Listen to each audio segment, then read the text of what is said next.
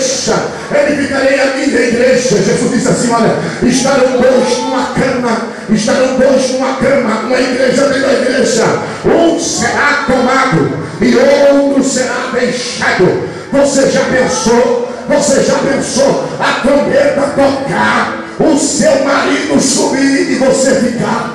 Você já pensou a trombeta tocar, a sua esposa subir e você ficar? Você já pensou a trombeta tocar, os seus filhos desaparecerem e você ficar? Jesus diz assim, olha, estarão dois na moinha, um será tomado e outro será deixado. Estarão dois no campo, cadê o mundo? Dois evangelizando, um será tomado e outro será deixado. Entenda uma coisa, por favor, eu estava dizendo a uma igreja dentro da igreja, a igreja de Jesus, ela é conhecida pelas suas características. Escute que eu já estou indo ao final. A igreja de Jesus, ela tem no mínimo duas marcas. A primeira marca da igreja de Jesus Cristo Arão não é exemplo disso. Das vestes de Arão, a Bíblia afirma que tinha duas coisas: tinha sangue e tinha óleo. A igreja de Jesus, ela tem a marca chamada santidade, e ela tem a segunda marca chamada óleo do Espírito, presença de Deus, poder de Deus, glória de Deus, unção de Deus. Quem conhece o que é isso essa noite? Levante a mão assim. A igreja de Jesus Cristo, ela não se mistura. A igreja de Jesus, ela é santa. A igreja de Jesus, ela combate o pecado, independente das circunstâncias, independente se o governo queira, quer não. Ela prega contra o pecado, ela prega contra o erro, porque nela a santidade. Entenda a coisa, Hebreus capítulo 12, versículo 14, está escrito assim: segui a paz com todos e a santificação, sem a qual ninguém verá o Senhor.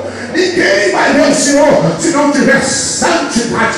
Seguir a paz com todos e a santificação. O que é santidade? O que é santificação? É você andar na contramão do mundo. É você andar na contramão do mundo. Se o mundo vem de lá para cá, você vai daqui para lá. Porque o mundo vem dizendo pode. Agora já pode tudo. Pode o quê? Pode casar um com homem, casar mulher com mulher, ter sexo com qualquer pessoa antes do casamento. Agora pode tudo. Pode aborto, pode isso, pode aquilo. Mas a igreja de Cristo anda na contramão, porque ela é uma igreja santa, é uma igreja pura. A igreja levanta a Bíblia Sagrada e vai dizer que é pecado.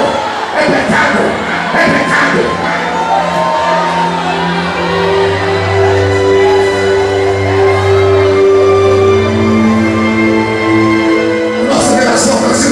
Difícil, queridos. A nossa geração é uma geração complicada e difícil, porque é uma geração que quer milagres, é uma geração que quer bênção, é uma geração que quer dizer levanta e anda, e quer ver o paralítico levantar e andar, é uma geração que quer ver Jesus operar maravilhas, é uma geração que quer batismo no Espírito Santo, mas é uma geração que não gosta de santidade. É uma geração que se levanta quando os pastores se levantam para ensinar a Bíblia nas suas igrejas, porque ele acha que acabou o curso de faculdade agora, ou concluiu uma faculdade agora, ele já conhece tudo. Escute uma coisa, lá fora você é médico, lá fora você é doutora, lá fora você é advogada, lá fora você é juíza, lá fora você é promotor, mas aqui dentro a vara está na mão de quem Deus colocou. Aqui dentro não tem ninguém maior do que ninguém. Aqui dentro não tem ninguém melhor do que ninguém. Aqui dentro você é ovelha, rapaz. Aqui dentro você tem que parar para ouvir. Aqui dentro tem que andar conforme diz a Bíblia. Palavra. Levante a mão para adorar. Adore a Deus por 10 segundos. Adore. Eu quero um sinal que você é pentecostal. Eu quero um sinal que você é pentecostal esta noite. Abre a boca se tem glória, dá glória. Se tem aleluia, dá aleluia. Se tem amém, amém. Se tem línguas espirituais, abre a boca, se renova.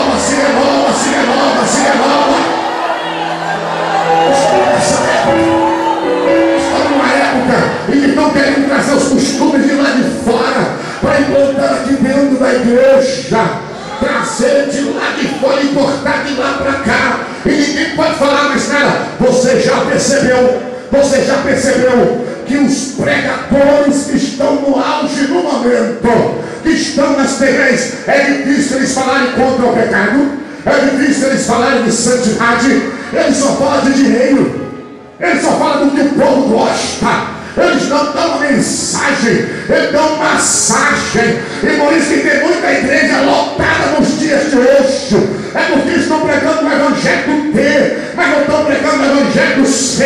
Porque o evangelho do C confronta a nossa maneira de viver. Jesus disse: seja santo, seja santo, seja santo, seja santo, seja santo. Para quem está ao meu lado, santidade, rapaz. Fala ele, fala ela, fala ele, fala ela. Santidade, santidade, santidade. É chegada a hora da ceifa. Santidade.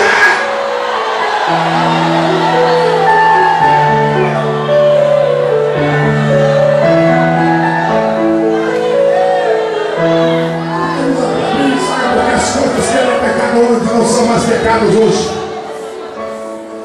Mas era o pecado do dia de ontem, onde nós estávamos aqui ensinando acerca do caminho que se deve andar, onde você estava ensinando que o crente deve comprar e pagar, que o crente deve ter palavra, que o crente deve honrar os seus compromissos, onde nós estávamos pregando sobre isso. E hoje o que aconteceu?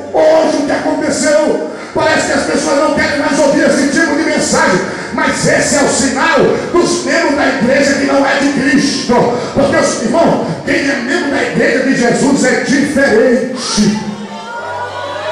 Quem é membro da igreja do arrebatamento, a igreja de Cristo, a igreja que tem promessa, ele é diferente. Ele não vem para a igreja por causa de cantor, por causa de pregador. Ah, mas o pregador falou de tal, não dá para vir. Se é a igreja de Jesus, ele está no culto porque ele vem adorar a Deus. Ele vem adorar a Deus. E ele sabe que quando a igreja se reúne, Deus fala, Deus opera, Deus trabalha, Deus faz maravilhas. Quem é a igreja de Cristo, ele não vem aqui para estar vendo a roupa dos outros e nem estar mirando os problemas dos outros e na dificuldade da igreja. Ele chega aqui, ó, ele fecha os olhos e ele adora a Deus. Quando todo mundo está frio na igreja, ele está aquecido, porque a tomada dele está ligada no céu. O céu, levante a mão e glória ao nome de Jesus. Santidade.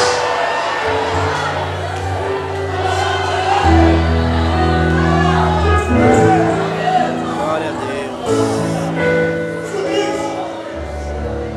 Qual é a primeira marca da igreja de Cristo?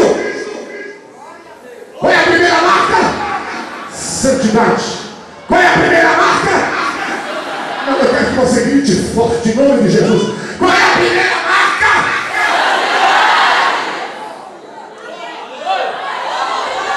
Eu não preciso ouvir isso de novo. Qual é a primeira marca?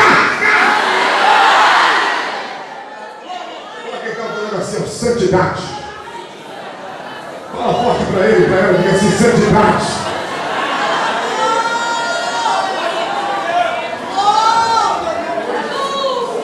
Capítulo 9, versículo 8 de Eclesiastes, está escrito assim, Salomão diz assim, ó.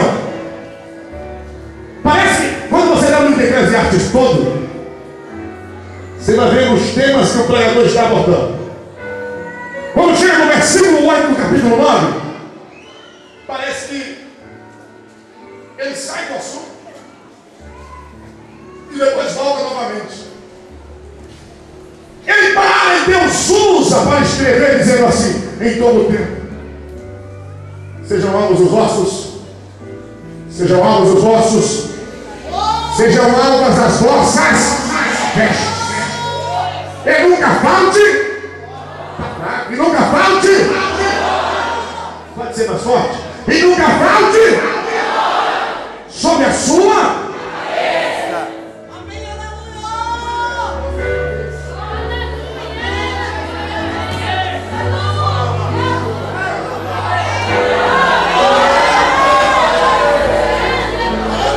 Jesus é o dono da igreja.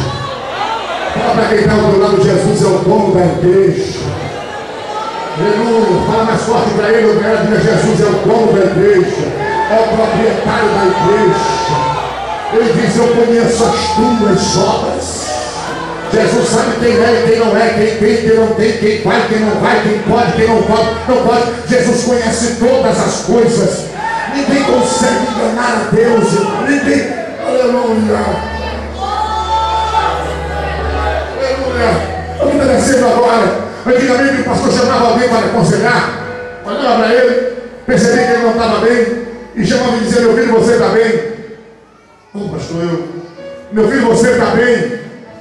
Ô pastor, olhe por mim. Meu filho, você está bem? O cidadão tinha temor. Se ele não estivesse bem, ele falava com o pastor. Ele procurava o pastor e dizia: hoje quer saber como a coisa está? A coisa está tão difícil hoje. Porque quando o pastor escuta algum comentário de alguém, chama o irmão para saber a informação dele, ele para e diz assim: não me acuse, porque se o senhor me acusar, eu lhe processo. Tem testemunha? Tem viu? Tem foto?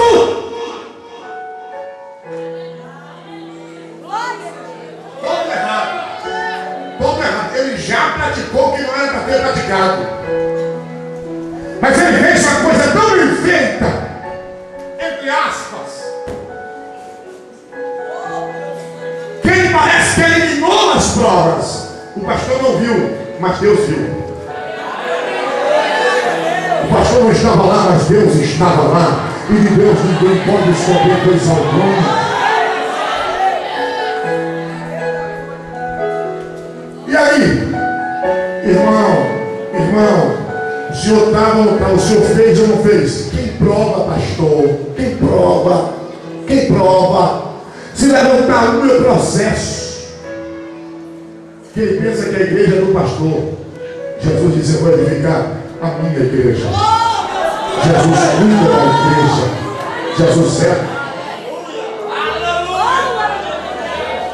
Tem coisas que Deus fez na Bíblia para gerar temor. Por exemplo, a terra abrir.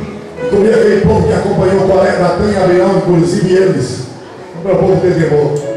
O que Deus fez com Ananias e Safira na igreja primitiva foi para gerar temor, para provar que Jesus é o dono da igreja. E eu vi Jesus fazer uma coisa lá na minha cidade. Irmão Aros está lá fora conhece a história, está lá na mesa, vem comigo, conhece a história. O cidadão tocava no grupo da igreja.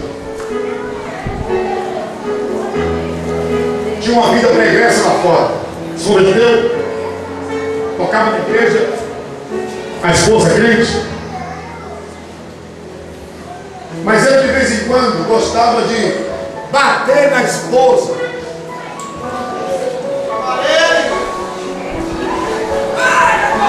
Só que parecia que ele era um crente tão santo, tão abençoado, que ele era tido como um obreiro na igreja. A vida dele pregressa do Egito, ele estava na igreja, mas ele continuava nas mesmas práticas dentro da igreja. Por quê? Porque ninguém tinha prova. O pastor ouviu os comentários e chamou ele no gabinete. Sabe o que ele disse? Quem prova isso contra mim, pastor? Irmão, quem prova? Alguém tem prova? Porque se não tiver prova, eu vou processar. Pode ser até o senhor. Sabe por que o pastor chamou ele no gabinete? Porque a esposa apareceu na igreja com o olho roxo. E eu não me incomodo de falar isso no microfone, porque foi Deus que colocou no meu coração para falar isso aqui agora. Você precisa saber que a igreja tem dono, que Jesus continua sendo o dono da igreja. Escute aqui, isso não escandaliza. O que escandaliza é pecado. O que escandaliza é pecado. Palavra de Deus, Bíblia Sagrada. A Bíblia está escrito assim, ó. Davi diz assim, ó: a tua vara e o teu cajado me consola. Só não pega é a quem pertence à igreja de Jesus. Porque quem não pertence, quem está dentro da igreja, mas não tem o nome escrito no livro da vida, a palavra é para você esta noite. Te converte.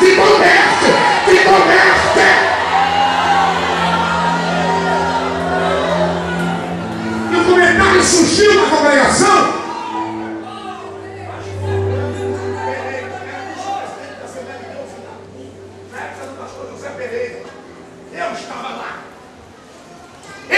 Qual é o caso? Pastor chamou ele e disse: irmão, estão dizendo que o senhor bateu na sua esposa. Ele disse: pastor, quem foi que disse? Irmão, não precisa citar nomes, porque se aparecer aqui é o processo. E ele tinha dado um burro na esposa. Pastor disse: não, tá bom. Eu quero que o irmão venha aqui mais tarde, é uma sexta-feira. O irmão vem aqui mais tarde, porque a ceia é domingo de manhã. Vem aqui mais tarde, porque eu quero conversar com o senhor e sua esposa junto. Ele disse: tá bom. Saiu. Quando foi de tarde, ele chamou a esposa e disse: olha, estão dizendo que eu bati em você. Se você falar isso para o pastor, eu vou te dar uma surra pior do que essa quando você chegar em casa. E tem um outro detalhe: chega para ele e diz que você caiu no vaso sanitário. Eu dei no banheiro e bateu o olho no vaso sanitário. Eu já falei com ele disso.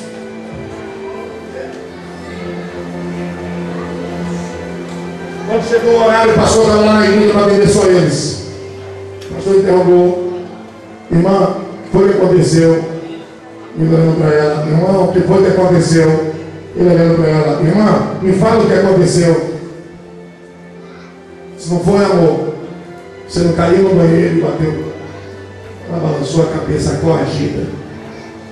O pastor disse: então tá bom, o problema está resolvido, não vou acreditar na palavra de vocês. Só que o comentário já estava na igreja inteira.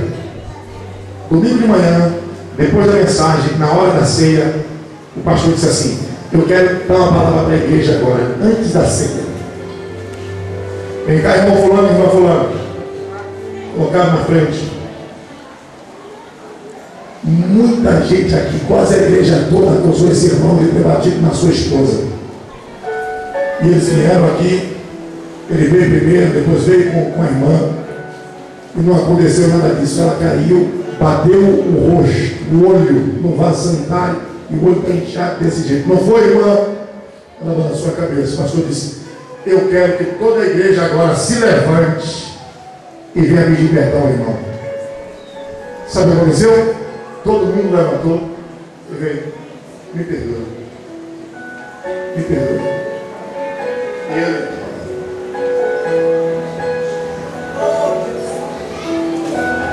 Deus estava olhando aquilo. Porque a igreja é quem? A igreja de quem? Deus. A igreja de Jesus. A igreja de quem?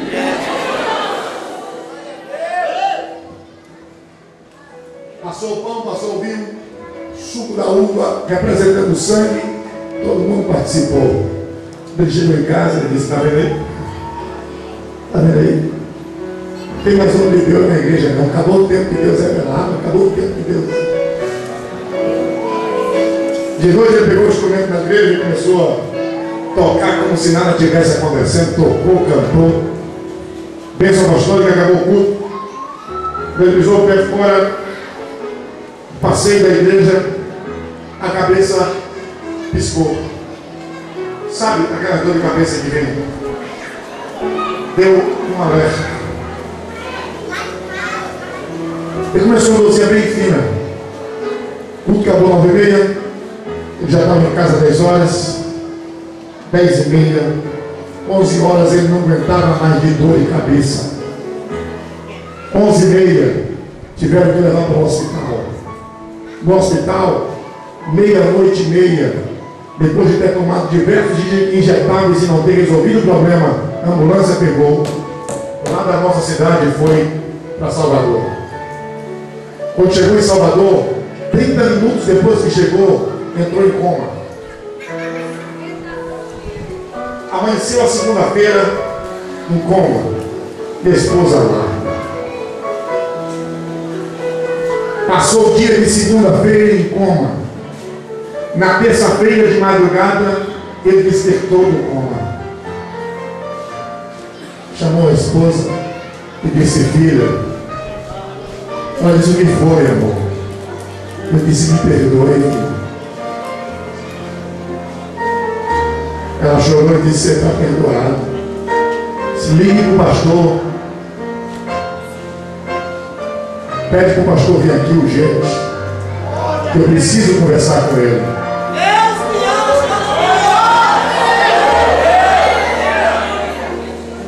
Mas ligou o pastor, ele disse, pastor, vem aqui urgente, mas irmão, vem aqui, pastor, eu preciso conversar com o senhor. 9 horas da manhã o pastor chegou lá. Quando chegou lá, os médicos liberaram a entrada. Ele contou a história inteira e disse assim, pastor, eu quero que o senhor peça perdão aos irmãos. Eu já pedi perdão à minha esposa e eu estou pedindo perdão ao senhor. Porque Deus me apareceu nessa noite. Deus me ajudou. Mostrou toda a minha vida. Me mostrou domingo de manhã na igreja. E disse que era para eu pedir perdão ao Senhor, a minha esposa e a igreja que é a noiva dele. Porque ele vai me preparar e vai me levar.